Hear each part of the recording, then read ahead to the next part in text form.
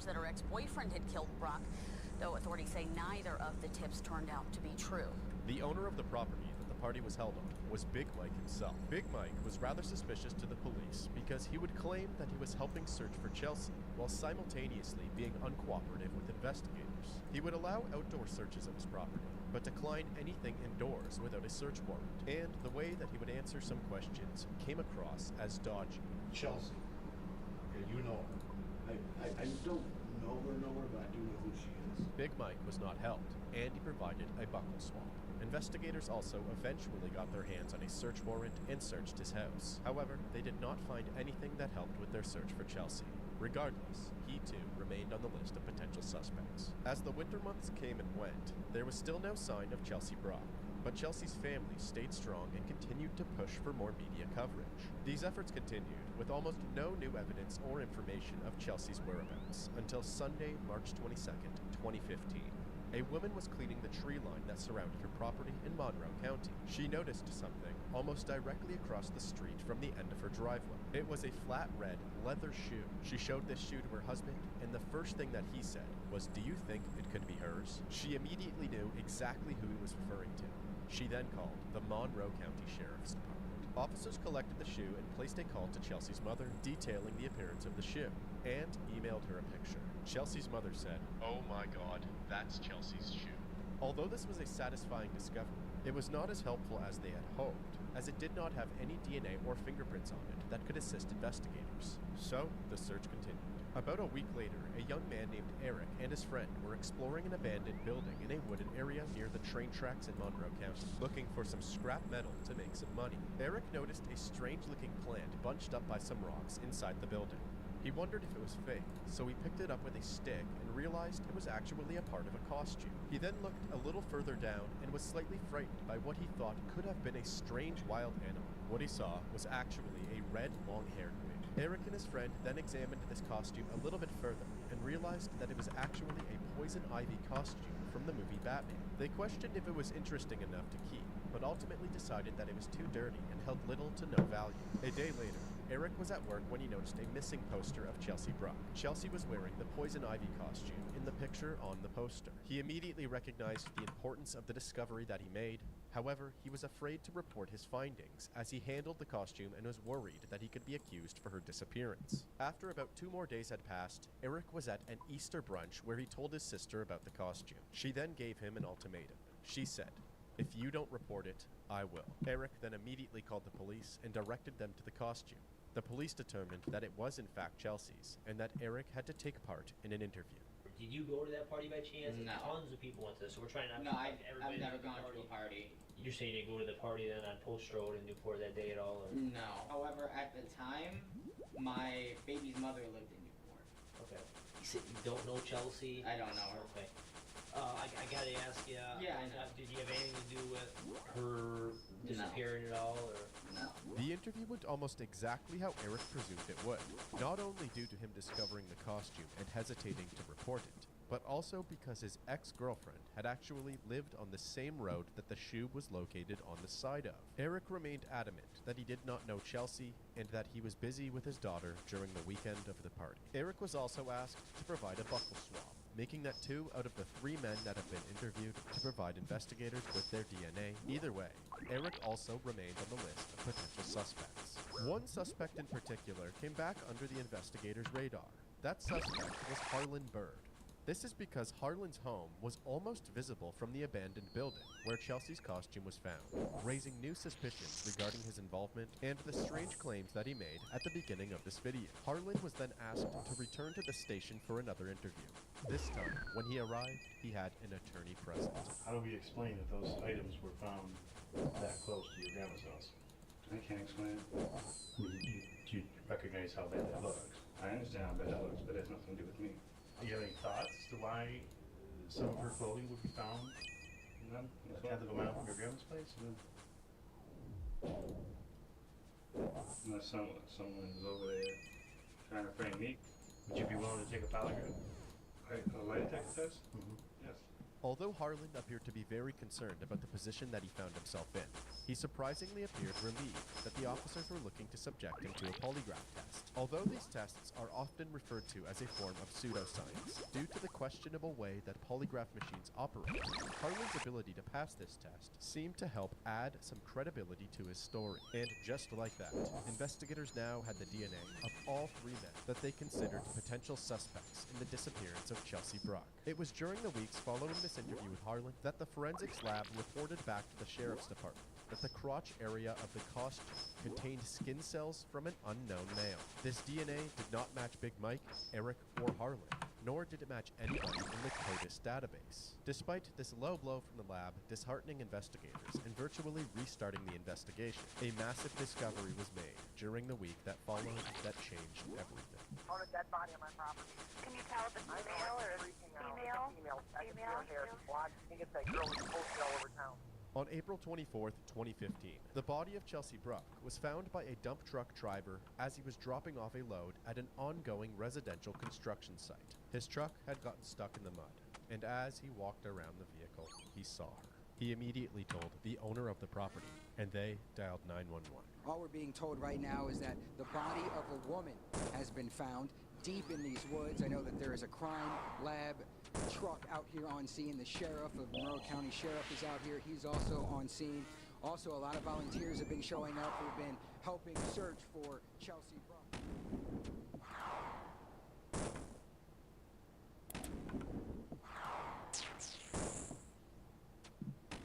Today at approximately 4 o'clock p.m., we received confirmation from the Wayne County Medical Examiner's Office that the body was in fact that of Chelsea Brock. Since that time, the Brock family has been notified. Chelsea's body was discovered covered by heavy logs and severely decomposed, with a very noticeable fracture along the center of her jaw. Unfortunately, the decomposition made it nearly impossible to gather any other evidence, like bruising, cuts, or other superficial injuries. It was also impossible to find any traces of suspect DNA. The medical examiner's office made the determination that Chelsea's death was likely the result of blunt force trauma to the head. It is presumed that they came to this conclusion due to the obvious fracture to her jaw. While searching the property that Chelsea's body was located on, Chelsea's green leggings and other shoe were also located. Since she was found with all of her clothing removed and torn, combined with the presence of male DNA on the crotch area of her costume, it was presumed that she had been sexually assaulted before or after the murder took place. 1 year later, on July 21st, 2016, detectives learned that the CODIS DNA database has produced a hit connecting a 27-year-old man named Daniel Clay to the costume. The very next day, Daniel was located and questioned by the investigators at the Monroe County Sheriff's Department. Give me a minute. You want some water? You good? Give me a second. I'll be with you. Give me a sec. All right? Yeah.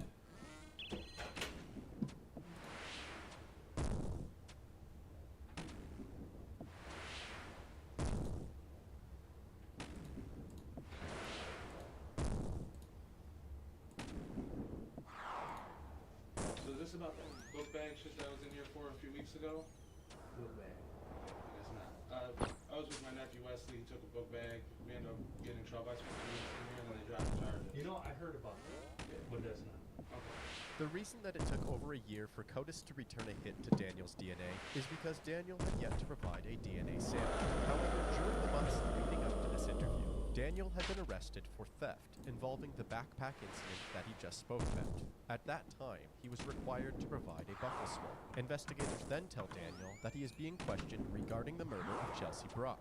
After acknowledging that he is aware of the case, he continues answering questions, claiming that he did in fact go to Big Mike's party, but that he didn't cross paths with Chelsea at all. In the process, he actually becomes quite braggadocious about the amount of women that he's become entangled with.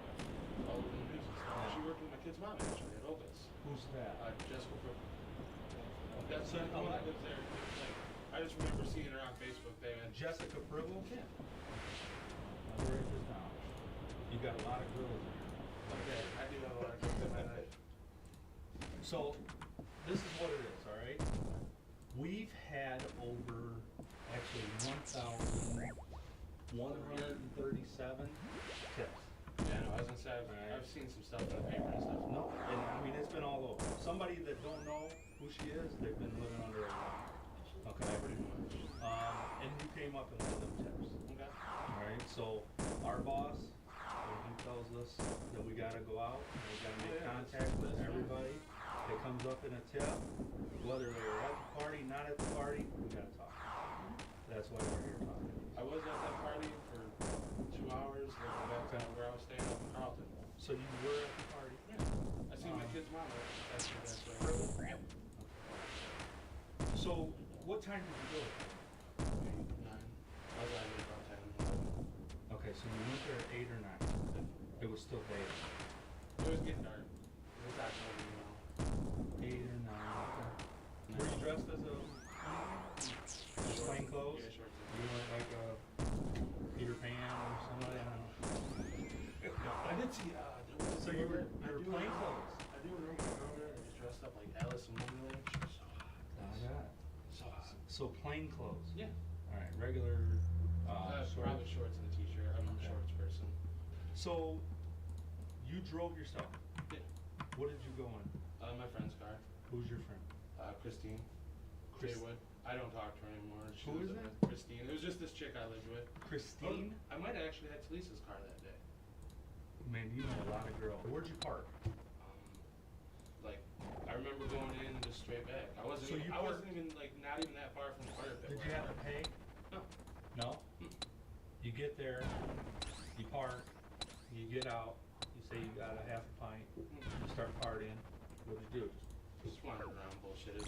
Mainly I spent most of the time talking with Jessica, my baby mama. Okay. It's my You got a lot of women in your I have life. 2 baby mamas, a couple ex-fiancés. I had to void out my ex's name. Oh boy. Yeah. You don't see any names of girls on here. Who I was was pretty your much girlfriend at that pretty time? much no one. I was homeless. Okay. I pretty much bounced. You were going. I stayed at Talisa most of the time. Yeah. But you, I mean, assuming you still had a good relationship with her because you had her car, right? Okay. Woman's in love with me. Not anymore. She hates me now, but. All right. So, party. You're there. You see Jessica. You said you hung out with Jessica most of the time. What was you drinking off from her? Fireball. Ooh. I remember that. What was your pint that you brought? Vodka. It's always vodka. Oh my gosh. I'm sure. How much vodka did you drink? I only drank like the half pint. So, I mean, you talked to a couple people, but, you know, did you ever see Not that Poison I know of. Ivy? Like, not that I know. I mean, she probably would have stood out if you saw her. Yeah, but it's also been 2 years. I think I seem to remember like when this first started coming in the news and stuff that I remembered seeing her, like that the leafy shirt thing. Yeah, Poison Ivy. Yeah. It's pretty distinct, yeah. Yeah, I remember seeing that, but like just seeing her at the party. I mean, if she's not super hot or something like that, I don't pay attention. I'm shallow a little bit. I won't lie. I understand. No, it's fine. When did you leave? Probably about an hour and a half, 2 hours after I got there. So you left at 10 o'clock or 11. Were you by yourself? Did you leave Yeah. with anyone? I was by myself. I talked to Jessica and then I talked to Tyler as I was pulling out. So you left, you were alone, and you arrived, you were alone. Is there any information that you think that would help me? Not really. I mean, I know some of the areas I was at the party, but I don't remember like. Well, I you were feel one- like I remember seeing the shirt, and I feel like I remember, back then seeing it, and being like, oh well, I've seen it, I think. But that's about it. I live like it should be the '70s, like free love, peace and love. That's my motto. Like I don't like fighting really. I don't like violence. I don't like. I just like smoking meat and having sex. So let's get back on point here. We're talking about one female, we're talking about sex. Okay, you told me you never had sex. Never had sex, never nothing. Would there be any reason that your DNA would be with Chelsea Brown? No. Or on her clothes, or in her hair, Not to my knowledge. or anywhere on her body? No. Daniel kept up this cool guy Casanova bravado for as long as possible. However, this all begins to fall apart when Detective Treadmore confronts him regarding the DNA that connected him to Chelsea's costume. Alright, so I know we've talked about it a lot, Dan. And I know it's been a while. Alright? And I've been straight up with you. Okay? Straight up. I mean, I'm not hiding What I'm doing for you, yeah. Alright? And I hope that you can straight up with me. Alright? Trust me, I got. But there's some other information that's out there, alright, that I've asked, and I think it's not been the whole truth. What if I told you that your DNA was on her? I don't know how my DNA got on her. Okay. Like, no way, no nothing, no how. What if I told you that her DNA, or your DNA, was on her? I will actually show you, all right, what I have from the crime lab. Okay. All right, and I'm telling you that your DNA is on there. I have no idea how. So we need to figure out how it got there. I have no idea. I don't think that you're that monster. You're that bad guy. I think something happened. It was a mistake. It was an accident. And it happened. No, I did not do anything to that girl. Did not.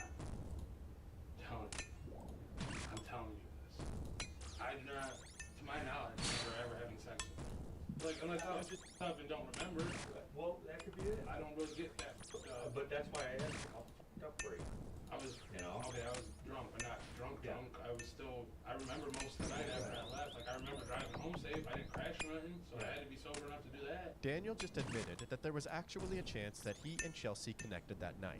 His story now changes from him going to the party with friends, having drinks, and then leaving, to him having a sexual encounter with some mystery woman with dark hair. So, the detectives push a little bit harder on the possibility that this mystery woman was actually Chelsea. He quickly accepts that possibility before his story changes again.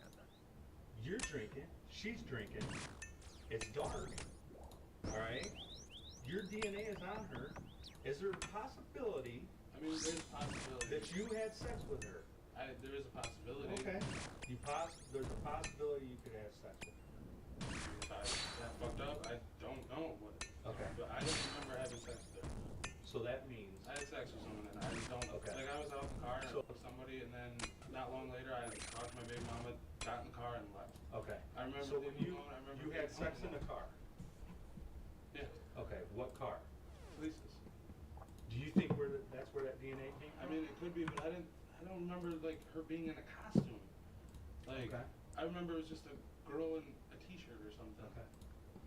I'm telling you right now, I do not think you're a murderer. Okay. I'm being upfront. Okay. I'm being I'm honest not. with you. I've been honest with you 100%. Okay. All right? I think something happened. You did not have any intent to hurt her. I didn't do All right. anything to her. She was But something fine and happened. breathing when I left her. She got out of the car and walked away. I want to talk to you. Okay. All right? I know we're all getting tired, but I want to talk to you. All right? Stressing. So this is the thing. All right? Your DNA cells were on where her crotch was torn and where her Might have top was torn. From grabbing her or something. Okay. So that's where your DNA was. I'm Okay. past that. Okay. All right? I know that you tore that. It could have been a goddamn accident. And something happened and you got excited, which any one of us in this room would, and somebody thinks, oh shit, I just had sex with this girl, and you left. If that's what happened, we need to know. And I'm going to tell you one thing that nobody knows about except us and her mother, is that she had brittle bone disease. Brittle bone disease is a simple touch, a tap, where shit breaks. I break my fingers Okay? a lot 'cause of it. So that's what happened. It was an accident. We know you're not that murderer. We know that you're not that murderer. People don't know that. Just us. Okay. Something happened with you and... Hold on. Okay? But an accident happened. An accident happened, Daniel. Can I get a cigarette in this? An accident happened.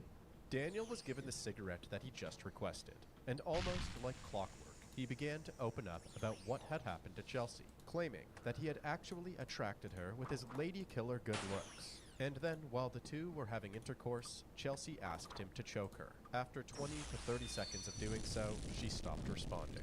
When I had sex, it got rough. Like, she Rough likes as it in- right. I know. Like, choked and stuff. And Okay. She was into that stuff, and you then, know that. yeah, and then she got, and I freaked out. I was wasted. She was- Explain she was, freaky. like, biting me and smacking me, and I was choking her and smacking her, like, not, like, violently. Was it choking her with one hand, two hands? Because she loved to be choked. She told me to choke her. I choked her. Then we switched because she got underneath me.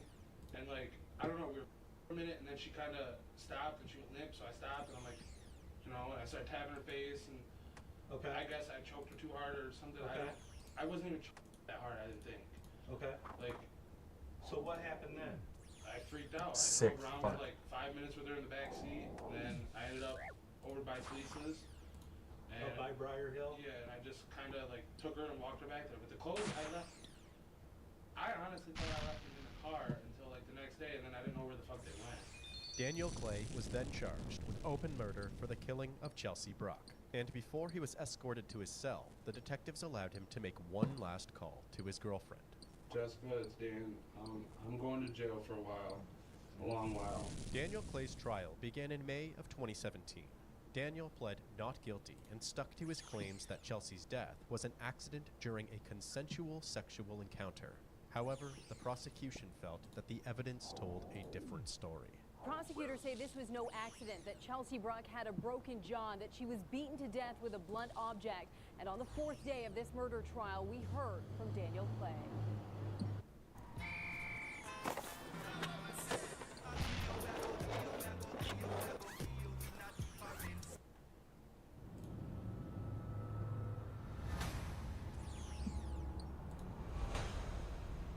What is up, Ewa?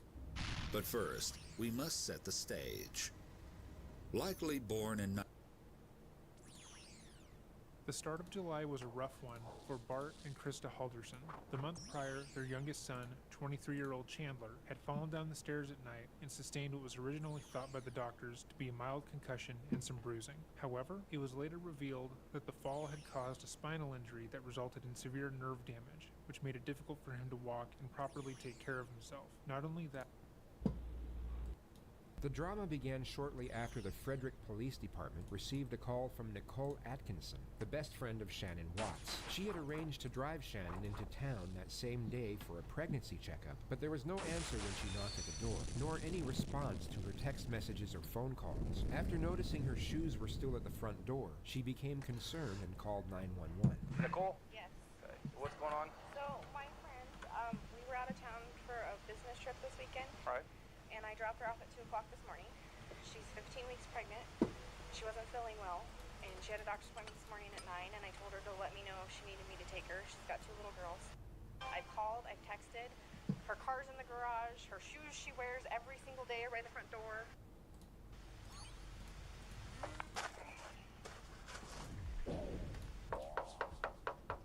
How you doing? You seen your neighbors today? No? Okay. What's Chris's phone number? Chris's phone number is... Hey, Chris, Officer Coonrod for the police department. Pretty good. So, do you have any idea where your wife is? Right. What my concern is, her car's here. They're saying she's diabetic. I don't want her... If she's upstairs and can't respond. Okay. About how far out are you? Okay. All right. He said like 5 minutes. It's not a sure sign of guilty conduct, yet the fact that Chris made the officer wait for his return would have most likely alerted some minor suspicion. In normal circumstances, a husband receiving a call from the police saying they were concerned about the safety of their pregnant wife and children, in most cases, would have given them permission to immediately kick the door down. It's a truly somber awareness to know that the man stepping out of the car had only a very short time ago dumped his infant daughter's bodies into an oil tank and buried his pregnant wife in a shallow grave. Scott, how you doing? Good. So this is the only vehicle she would have? She would drive? Okay. The familiar routine for anyone checking for someone's presence inside a house, whether it be an emergency or otherwise, is to immediately call out to them for instantaneous reassurance. Chris remains silent, but instead feels the need to examine his wife's car before subtly sneaking through the internal garage door. He then disappears for 1 minute and 7 seconds before letting the neighbors and police officer inside. Only Chris will know what he carried out during that time period, but it's safe to assume that his curious behavior was not going unnoticed, made evident by the unsettled gaze of Nicole as he opens the door. Mind if I come in, Chris? There were multiple key moments captured from inside the house, which may not have been noticed immediately by the officer, but would have no doubt been gathered by forensics upon further investigation. location. The most overt peculiarity was Chris's interaction with his phone. The guise of his thumb movement would have given the impression he was texting someone, which would have seemed very peculiar, as the normal response would be to frantically call people rather than text given the circumstances. Hindsight gives us a clearer picture of Chris's introversion, which is that he was most likely using his phone to avoid eye contact and progressive dialogue with the officer. What time do you leave the day? What's gonna leave there? No, here. Usually between 5:30 and 6. Was Shannon here then? Yes.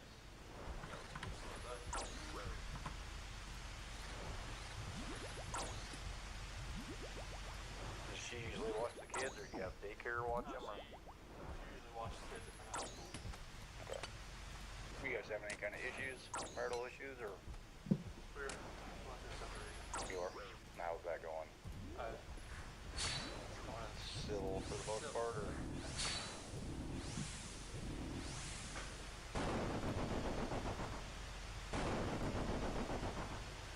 Additionally, we are presented with the subtle cues of Chris's forethought cover story, being that his wife simply ran off with the kids after a breakdown in the marriage.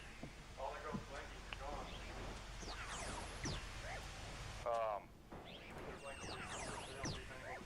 Good.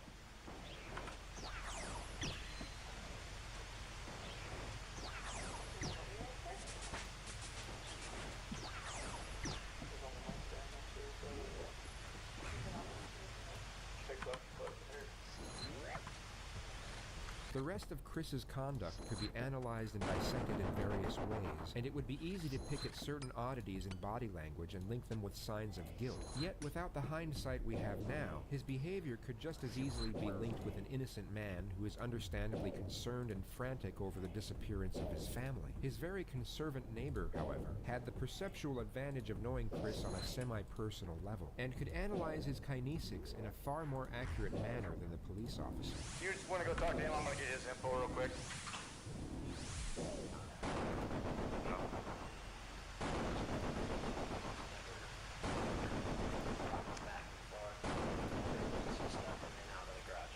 Right. To be honest with you, my wife and I were kind of wondering when she was on vacation if something happened, because I've heard them full out screaming at each other on top of their mom, and he gets crazy.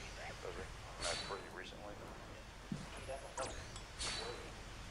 He looks like he's trying to cover his tracks. He's normally quiet, real subdued. He's over here telling you 3 times what he took out, what he did, what he did, what he did. He's very... He never talks. So the fact that he's over here blabbing his mouth makes me kind of suspicious. This was just after the moment he had shown both Chris and the officer his surveillance footage of that same morning, capturing only Chris leaving the house after loading multiple unidentified things into his truck. Yeah, we can pick up cars coming this way, I get in, we can come in this way and make a turn. So, and usually at night I pick up the car coming to your turn. So, unless they pulled right here, but I would have caught her walking out. Although not fully incriminating, as Shannon and the kids could have left through the back entrance, this was an extremely detrimental piece of evidence, and would have no doubt been extolled by forensics and made Chris an immediate prime suspect. The following day, Chris, for some bizarre reason, agreed to be interviewed by 2 separate news stations, where he came across as extremely unimpassioned and detached from the alarming nature of the situation. Like, when I got home yesterday, it was like a ghost town. Like, she wasn't here. Kids weren't here. I have no idea like where they went. And right now it's you got K9 units, the sheriff's department. Everybody's like they're doing their best right now to figure out like if they can get a scent. If she wasn't here, like where did she go? Like once I got here, it was like, all right, who can I call? I called her 3 times, texted her about 3 times just to say, you know, what's going on? Like if she's vanished, like I want her back so bad. I want those kids back so bad. Right now I don't even want to just like throw anything out there. Like I hope that she's somewhere safe right now and with the kids. Last night I wanted that knock on the door. I wanted to see those kids run in, just barrel rush me and just give me a hug and knock me on the ground. That's why last night was just horrible. I couldn't do it. I'm hoping that somebody sees something or somebody knows something and comes forward. Shanann, Bella, Celeste, if you're out there, just come back. Like, if somebody has her, just Please bring her back. I need to see everybody. I need to see everybody again. This house is not complete without anybody here. Please bring her back. This could have been construed as shock trauma, where a person will turn numb and retreat into themselves as a means of escape. Yet the viewers watching this live from home were probably thinking what we as the retrospective audience already know. He was called in for questioning 4 hours later.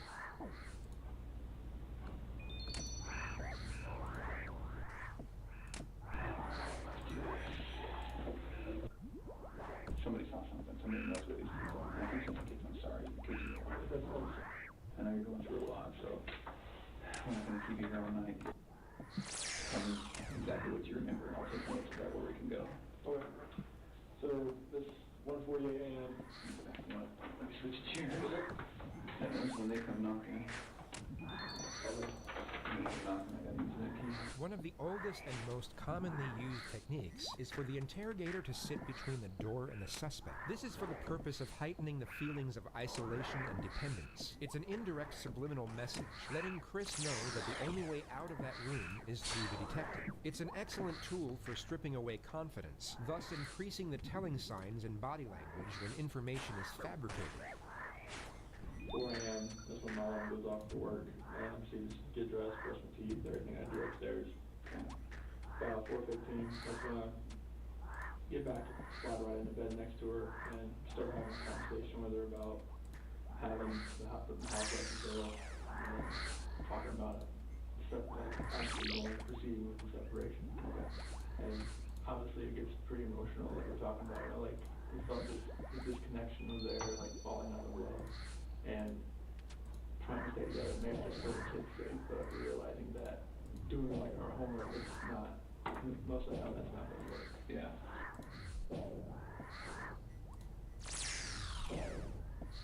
So when I got home, I opened the garage door and went inside the house and looked everywhere. Shanann's Bella was left, nowhere to be found. Shanann's wedding ring's on her nightstand, her phone's still on the couch, her purse is still there, the kid's still there, the car and the car seat's still there.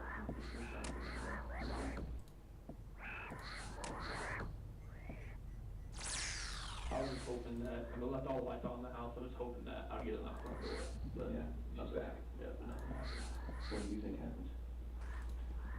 At first, I really thought maybe she was just at somebody's house, just decompressing. Yeah. But after today, like with the onslaught of all the cars, all the police cars, all the news, all the canine units, making me lean the other direction about someone took her. But there's just, if someone took her, it would have to have been someone she knew. Because there's no sign of anything like being disturbed, broken. But like that's the way I'm leaning now. At first I thought she was decompressing somewhere. I thought she was safe. Even though everything in the house was left there. But now it's just after the day with the news crews and everything, it's just going the other direction. And it's freaking me out.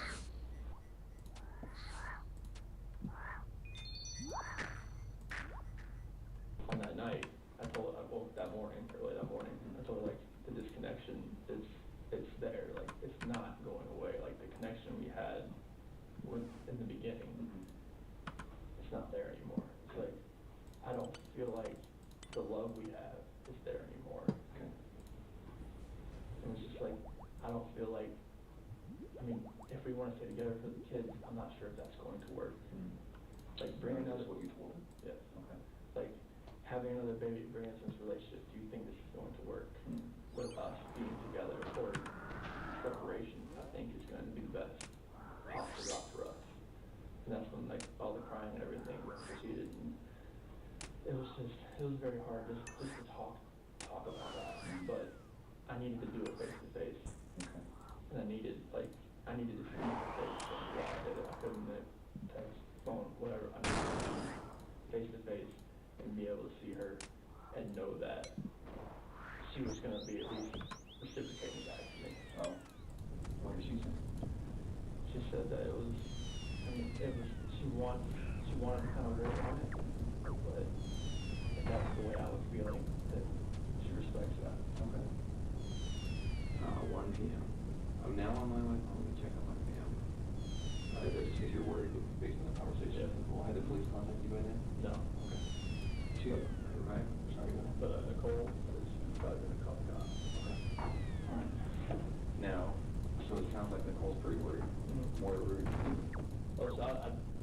once she couldn't get anything out of her and nothing was going on in the house, I was like, all right, we gotta go home. The sharp and sudden change of angle from baseline questioning to direct confrontation would normally make an innocent person refute or at least challenge the statement. There would also be a brief pause, as they would need time to process the allegation due to its complexity. A guilty individual would already be in a defensive state of mind and would normally respond in a hastily modus. Instead of refuting the remark, they would accept it, but try and explain its actuality in a defensive manner. But it sounds like Nicole was more worried. Yeah, because like most of like if she doesn't text me, like I understand that. Like sometimes that happens. Okay. But for her not to get back to her direct sales group, that was very unorthodox. Okay. So then they're at home. Police officers there. And walk me through that. So I have to go through the house. We're all immediately go through the house. Oh, like I open the garage door and I just go into the house. I'm looking. Like I just go in the garage door and I'm looking. Is the police officer saying, "Hey, let me talk to you"? No. No. Okay. No. What's the vibe like? I go up there, shake his hand, but I'm like opening the garage door at the same time. Okay. And then I go through, and then they're waiting at the front door. I go in, open that up, and then they come in. Oh, so they didn't go in the garage door? Okay. Well, they went in the garage. They didn't come in the way I did. So then everybody goes in. I think that was it. And at 4 o'clock, that's when the officer went over to the neighbor's house to see if he saw anything. And whose name was that? I think it was the officer. He just went over there. And then that's when the neighbor called him back over to show him he had some stuff from the other night. Okay. To show him like whatever he had and that put motion on it. Okay. 4 p.m. Police check neighbor security footage and question them as well. Okay. Have we talked about that? Is that what we're okay? That's where we're at. Anything else about that? No, I mean it just shows Nicole dropping her off, but her not walking up, and it shows me loading my truck up. Okay. About the time that I told you I left. Okay. Can we talk about something that's kind of hard to talk about? So when I work investigations like this, I have to keep an open mind on everything. Okay. And part of keeping an open mind is listening to you talk about your wife and your marriage. And the day she goes missing is the day that you guys have marital discord. Okay. So you can understand what I'm thinking about you. Yeah. What do you think about that? Makes me sick to my stomach, honestly. Like, I know, like, I've talked to a few of my friends who's like, you know, this does not look good on you. I'm like, I know. It's like, if people knew that we were having marital issues, they're gonna look at me. Especially with the way everything looks. And it honestly just makes me sick to my stomach because this is something that I would never do. Ever.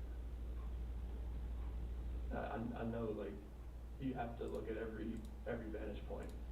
This is something I would never do to my kids or my wife. At all.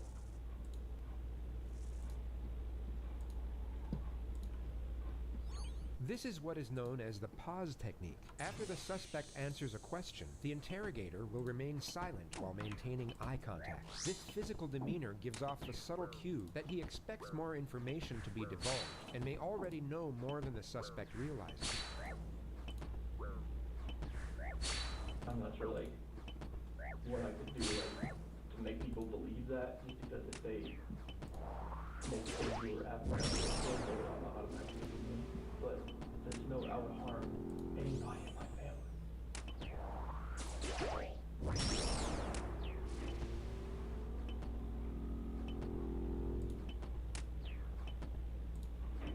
I know we were having marital discord, and we had that conversation that morning. She goes, we have no idea where she is, or the kids. I have nothing to do with any of that.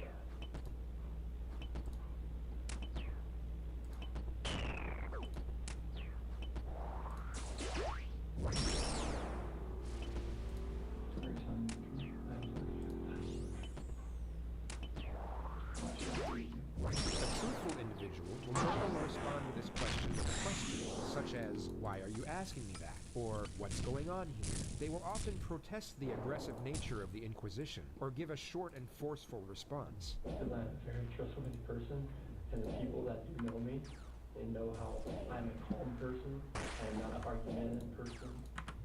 I am a person who is never going to be abusive or physical in any kind of relationship. I would never harm my kids. I would never harm my wife. I mean, you can talk to me, and you can talk to any of my friends, any of her friends. They know me. They know I'm a low-key guy that's quiet. I'm not about confrontation. I'm not about anything that elevates to that level. And like, if someone yells at me, screams at me, I can take it, and I just try to get out of their side and get it back to where it's just a cool conversation to where none of that gets to that height. And I am not that person. I've never been that person.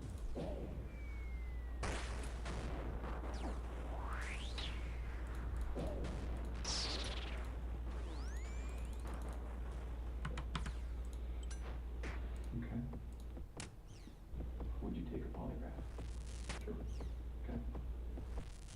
Let's take a little break. I'm going to come back in here because I have a lot more questions for you. How you feeling?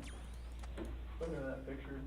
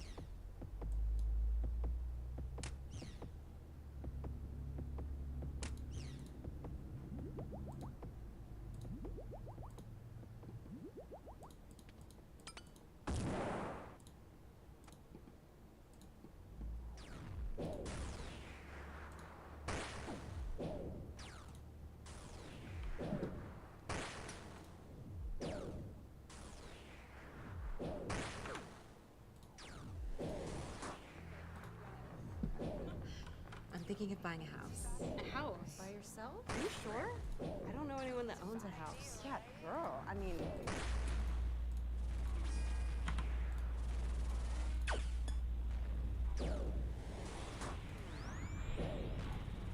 I'm gonna find them, right?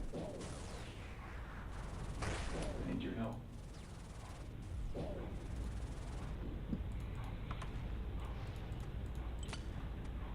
Will we find the guy who took them? What do you think we should do? This is what is known as a behavior-provoking question. An innocent person will usually give what is known as a draconian response. They will immediately respond with the harshest sentence possible for the crime they are falsely being accused of committing. A deceptive individual will often give an equivocating response. This means that they will fragmentize and divert from the question to a certain degree, as a means to avoid responding to the query in its entirety. They're gonna come home safe, correct? When you find the guy. When we find the guy, they're gonna come home. Life in prison would be that's what I would think with 2 kids that are involved. What if he hurt them?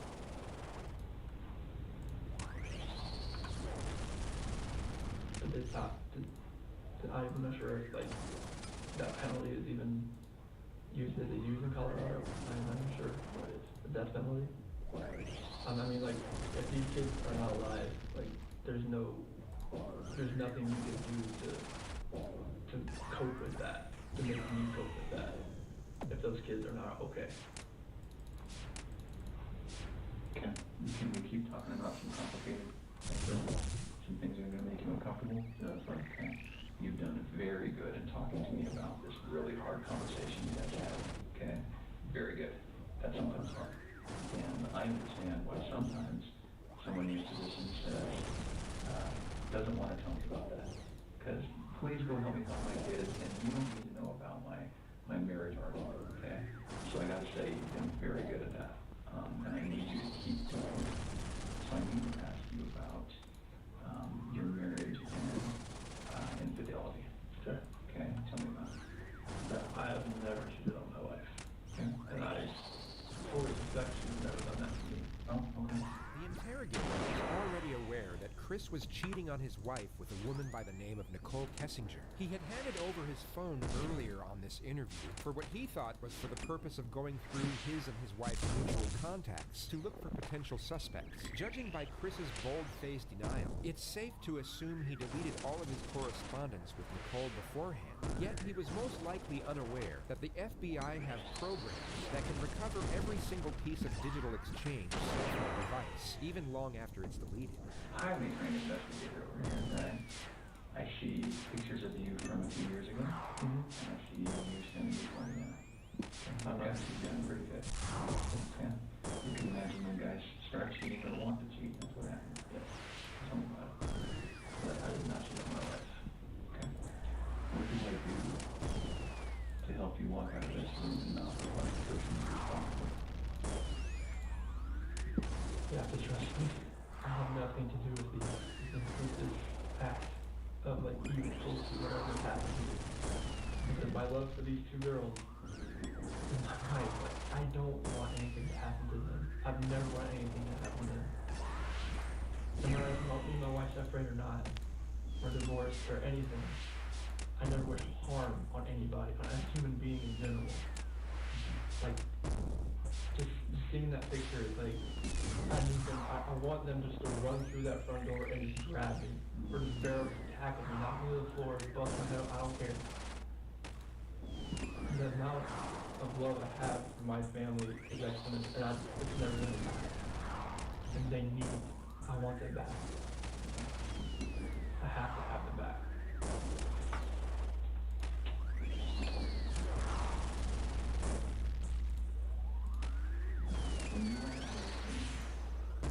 There's nothing I can say to a room full of 45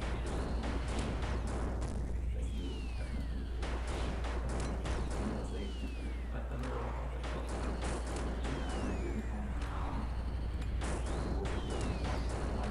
As ridiculous how I'm so guilty about something that we can get it out of this place before I don't know what I want to do.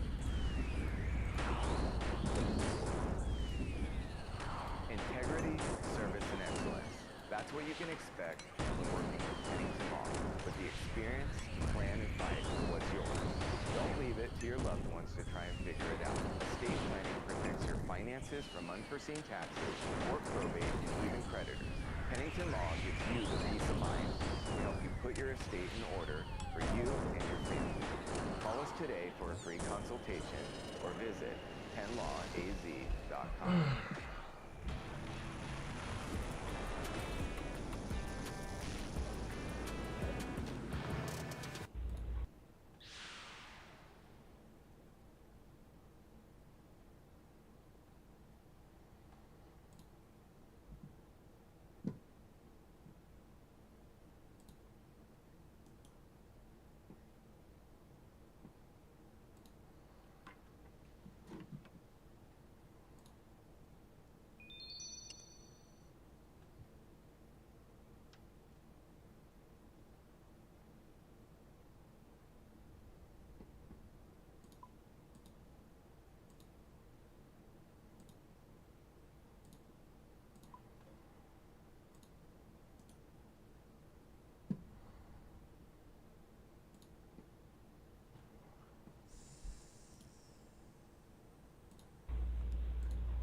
Okay, so what happened?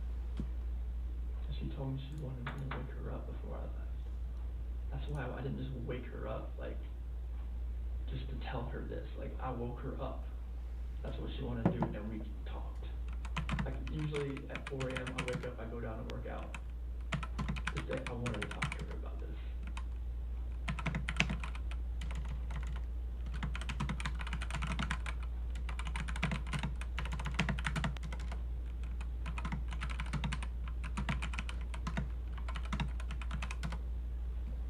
I love these girls. I love these girls so much. And this picture right here, Celeste and Bella, those are my life. I helped make those kids. There's nothing in my life that means more to me than these kids. Nothing. Kids, that's your life. That's your lifeline. That's everything. Like, you make kids, they come first before anything.